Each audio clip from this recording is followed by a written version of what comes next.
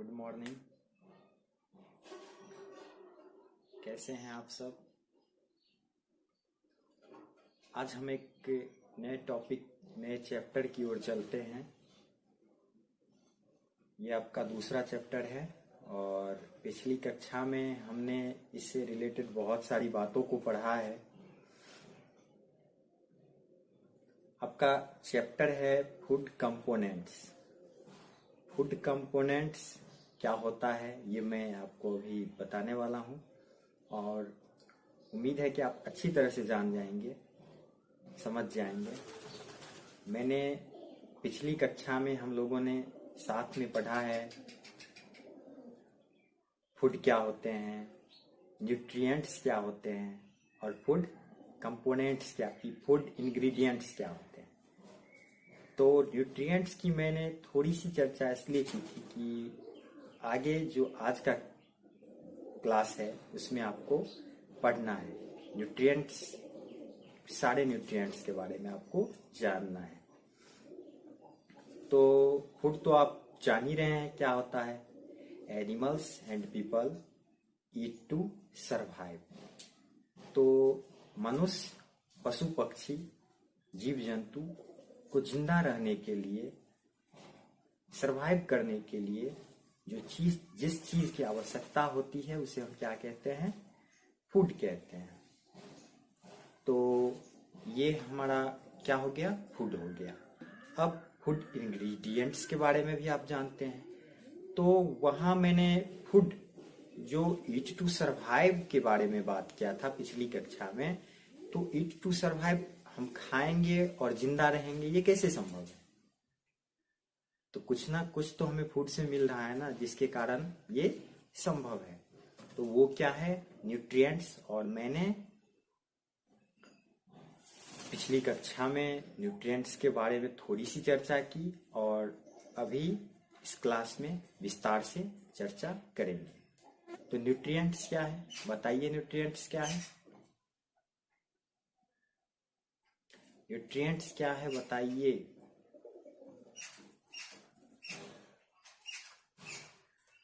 क्या होता है न्यूट्रिएंट्स?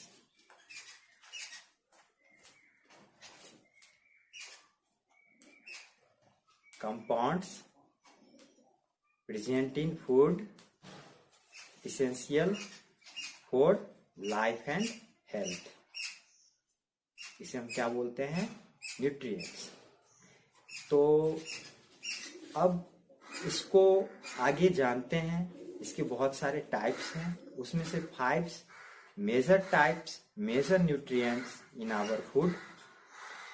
5 प्रमुख न्यूट्रिएंट्स हैं, पोषक तत्व हैं। तो उसको हम जानते हैं। पहला क्या है? कार्बोहाइड्रेट। दूसरा क्या है? प्रोटीन। तीसरा क्या है? फैट्स। चौथा क्या है? विटामिन्स। और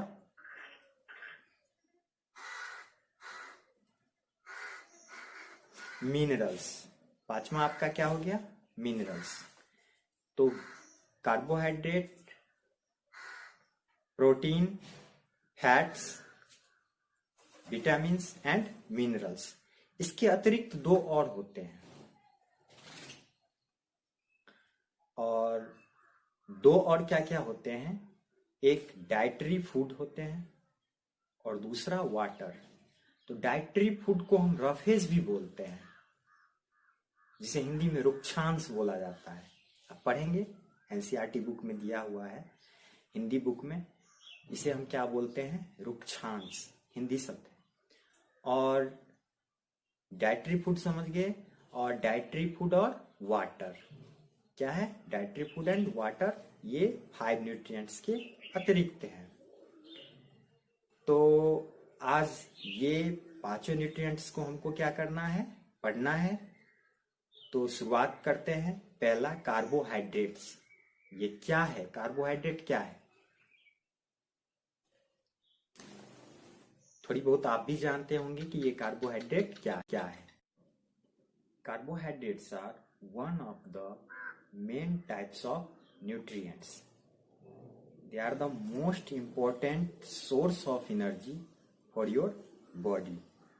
कार्बोहाइड्रेट, अभी जो मैंने न्यूट्रिएंट्स की बात की है, उस सभी न्यूट्रिएंट्सों में वो बहुत ही इम्पोर्टेंट पोषक तत्व है, न्यूट्रिएंट्स हैं। और मैंने बताया they are the most source of energy for your body. Carbohydrate क्या है? इंस्टेंट एनर्जी देता है हमारे बॉडी को। कार्बोहाइड्रेट इंस्टेंट एनर्जी हमारे बॉडी को देता है। कार्बोहाइड्रेट्स के बहुत सारे टाइप्स होते हैं, पर हमको दो टाइप्स ही जानना है, एक स्टार्च और शुगर। स्टार्च और शुगर, दो ही टाइप्स को जानना। वैसे तो ये बहुत सारे टाइप्स के होते हैं, बट स्टार्च और शुगर ये दो ही हमें पढ़ना है। तो ये सब किसमें पाए जाते हैं? पोटैटो में, ब्रेड में, राइस में, सॉफ्ट ड्रिंक में, एटसेट्रा। ये बहुत सारे फूड में पाए जाते हैं कार्बोहाइड्रेट। तो कार्बोहाइड्रेट को आपने समझा, most important source of energy for your body. तो आपके बॉडी में कार्बोहाइड्रेट क्या करता है? इंस्टेंट एनर्जी देता है। इससे आपको बहुत जल्दी ताकत मिलती, एनर्जी मिलती है। अब आगे हम क्या पढ़ेंगे? प्रोटीन। प्रोटीन के बारे में पढ़ेंगे। प्रोटीन भी एक महत्वपूर्ण न्यूट्रिएंट्स है हमारे बॉडी के लिए। Proteins are essential nutrients for human body. They are one of the building blocks of body tissue and can also serve as fuel source. ये भी एक महत्वपूर्ण, हमारे शरीर के लिए महत्वपूर्ण पोषक तत्व है। और ये क्या, इसका क्या वर्क है? ये हमारे बॉडी टिश्यू को क्या करता है? रिपेयर करता है। ये हमारे बॉडी टिश्यू को रिपेयर करता है और can also serve as fuel source. और क्या करता है?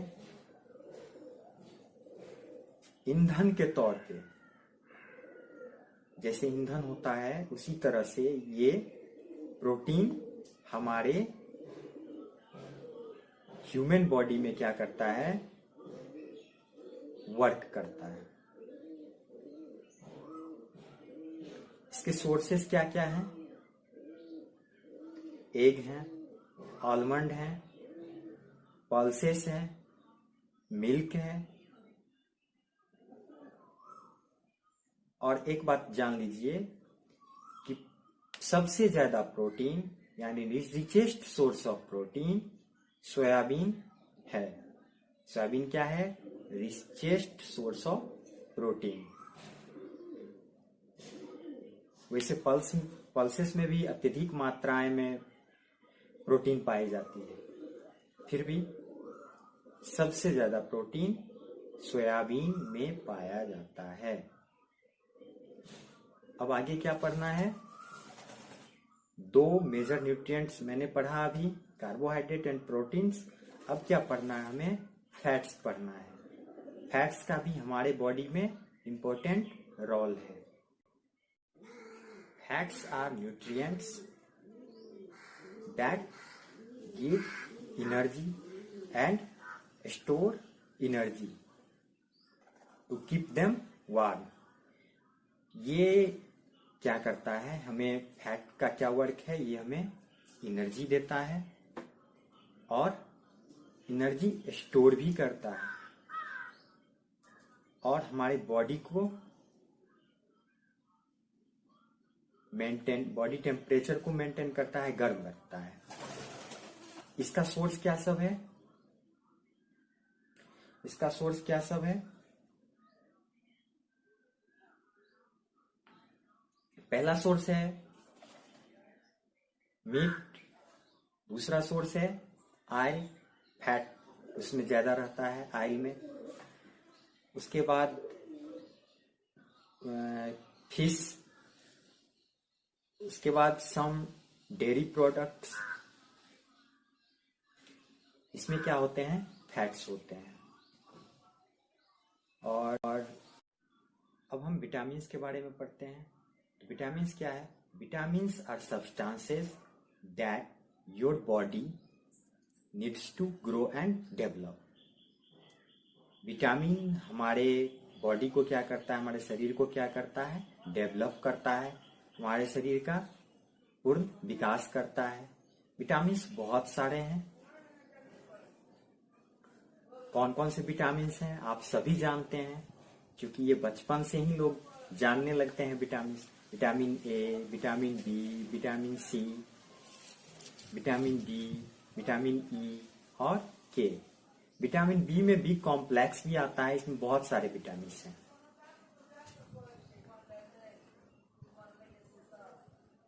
इसका सोर्सेस क्या है? विटामिन्स का sources green leafy vegetable, fruit, milk, sunlight. Vitamin D का सोर्स है ना सनलाइट। तो और भी बहुत सारे सोर्सेस हैं विटामिन्स के। विटामिन्स के बारे में एक महत्वपूर्ण बात है जो आप लोगों के लिए बहुत ही फायदेमंद है, उसको जान लीजिए। वाटर सोल्यूबल विटामिन और फैट सोल्यूबल विटामिन, दो टाइप के विटामिन होते हैं जो वाटर में, पानी में घुलनशील होते हैं और वसा में घुलनशील होते हैं। तो वाटर सोल्यूबल विटामिन दो ही हैं, बी एंड सी। और इसको छोड़ के जितने भी विटामिन हैं वो क्या हैं, फैट सोल्यूबल विटामिन। तो इसको छोड़ के कौन कौन सा विटामिन है? मैंने आपको विटामिन बताया था, ए, बी यानी B complex, C, D, E and K. तो बी और सी क्या हो गया, वाटर सोल्यूबल विटामिन हो गया। और बाकी के D, A, D, E and K, ये क्या हो गया, fat soluble vitamin. 4 major nutrients हमने पढ़ा है। अब 5वां जो है मिनरल्स। मिनरल्स क्या है? Minerals are found in like bread, fish, chicken, meat, milk etcetera. ये बहुत टाइप के होते हैं मिनरल्स। कौन कौन से होते हैं? कैल्शियम, मैग्नीशियम, सोडियम, आयोडीन, ये सभी क्या हैं? ये सभी क्या हैं? मिनरल्स हैं। तो हमने 5 मेजर न्यूट्रिएंट्स को पढ़ा। अब आगे जो मैंने बताया था 2 और न्यूट्रिएंट्स हैं, इसको आप एक्सिलरी न्यूट्रिएंट्स कह सकते हैं। तो ये क्या क्या है? पहला है डाइटरी फूड और दूसरा वाटर। तो डाइटरी फूड के बारे में जानते हैं। डाइटरी फूड को क्या बोलते हैं? रफेज मैंने पहले भी चर्चा किया है इस बात की। तो ये किस में पाए जाते हैं? ये ग्रेन्स, जितने भी सारे ग्रेन्स हैं उसमें पाए जाते हैं, चाहे वो व्हीट हो, चाहे राइस हो, चाहे पल्सेस हो, कुछ भी, सभी में ये पाए जाते हैं। और मोस्टली ये फ्रूट्स में पाए जाते हैं। मोस्टली रफेज किस में पाए जाते हैं? फ्रूट्स में पाए जाते हैं। इसका फंक्शन क्या है? ये इसका वर्क फंक्शन क्या है? ये हमारे बॉडी में डाइटरी फूड, आप लोगों की जिज्ञासा होगी ना कि मतलब ये जो रफेज है इसका क्या वर्क फंक्शन है हमारे बॉडी में। तो सबसे बड़ी बात, ये हमारे डाइजेस्टिव सिस्टम को क्या करता है? कंट्रोल करता है। डाइजेस्टिव सिस्टम को क्या करता है? कंट्रोल करता है। और रफेज जिसमें होता है, जैसे कि मैंने अभी बताया ना, फ्रूट सबसे ज्यादा किसमें पाया जाता है? फ्रूट में। तो इससे हमारा डाइजेस्टिव सिस्टम सही रहता है। अब बात करते हैं वाटर की। तो वाटर की जैसे ही बात आती है तो आप लोग जानते ही हैं कि आप लोग सोचना शुरू कर देते हैं कि पानी के बिना तो हम जिंदा रह ही नहीं सकते हैं। ऑब्वियसली सच्चाई भी यही है, आप पानी के बिना जिंदा नहीं रह सकते हैं। और पानी का सबसे महत्वपूर्ण वर्क है कि ये हमारे भोजन से, फूड से क्या करते हैं? न्यूट्रिएंट्स एब्जॉर्ब करते हैं। वाटर क्या करते हैं? हमारे फूड से न्यूट्रिएंट्स एब्जॉर्ब करते हैं और हमारे बॉडी टेम्परेचर को रेगुलेट करते हैं। अभी गर्मी आ गई है, आपको खुद ब खुद समझ में आ जाएगी कि वाटर हमारे बॉडी टेम्परेचर को कैसे रेगुलेट करता है। तो अभी मैंने 5 major nutrients in our food और 2 और न्यूट्रिएंट्स के बारे में पढ़ा है। इसे मैंने बताया कि आप एक्सिलरी न्यूट्रिएंट्स भी कह सकते हैं, डाइटरी फूड और वाटर। अब आगे हमको पढ़ना है बैलेंस डाइट। बैलेंस डाइट क्या है? मैंने इतना कुछ अभी पढ़ा, इससे आपको बैलेंस डाइट की परिभाषा खुद ब खुद समझ में आ गई। फिर भी चलिए मैं बताता हूं। ए food that which contain all nutrients in equal balance. कुछ समझ में आया मैंने क्या कहा? एक ऐसा भोजन, एक ऐसा खाना जिसमें सभी न्यूट्रिएंट्स समान मात्रा में पाए जाते हैं, इसे हम क्या बोलते हैं? बैलेंस डाइट और balance food.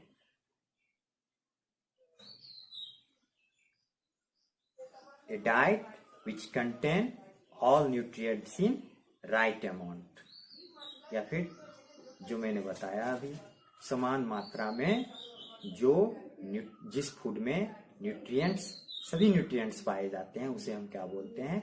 Balance diet, balance food या संतुलित आहार।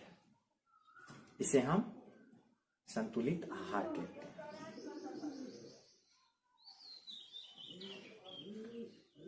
अब नेक्स्ट टॉपिक है आपका डिफिशियंसी डिजीजेस। डिफिशियंसी डिजीजेस का क्या मतलब होता है? जितने भी न्यूट्रिएंट्स हमने पढ़ा है, अगर हमारे बॉडी में, हमारे शरीर में किसी एक न्यूट्रिएंट्स की भी कमी हो जाए तो हम क्या हो जाते हैं? एक खास तरह की बीमारी से पीड़ित हो जाते हैं। एक खास तरह की हमें बीमारी हो जाती है। तो डिफिशियंसी डिजीजेस, इसको जानना है। बहुत दिनों तक लगातार अगर हम इम्बैलेंस फूड खाते हैं जिसमें सभी न्यूट्रिएंट्स, मैंने बैलेंस डाइट अभी बताया है और अभी इम्बैलेंस की बात कर रहे हैं, जिसमें सभी न्यूट्रिएंट्स समान मात्राएं में नहीं होती है, इसमें एक या एक से अधिक विटामिन्स या मिनरल्स की कमी होती है, तो उससे जो बीमारी होती है उसे हम क्या कहते हैं? Deficiency disease. डिफिशियंसी डिजीज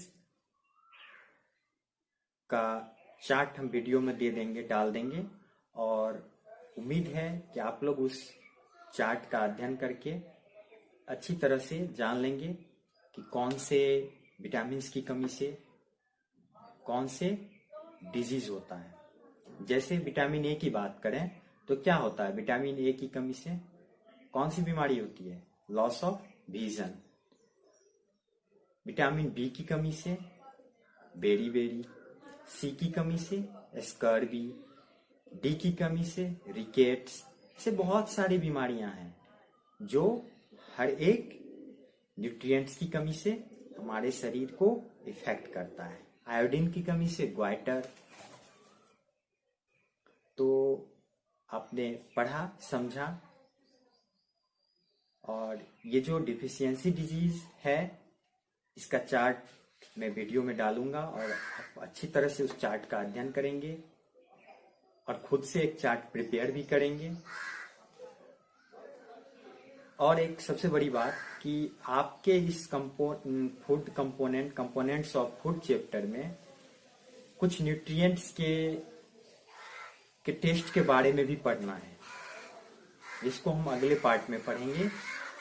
सभी टेस्ट को मैं बढ़िया से समझा दूंगा, तो अगला वीडियो भी देखें और अपने चैप्टर को कंप्लीट करें। Thank you.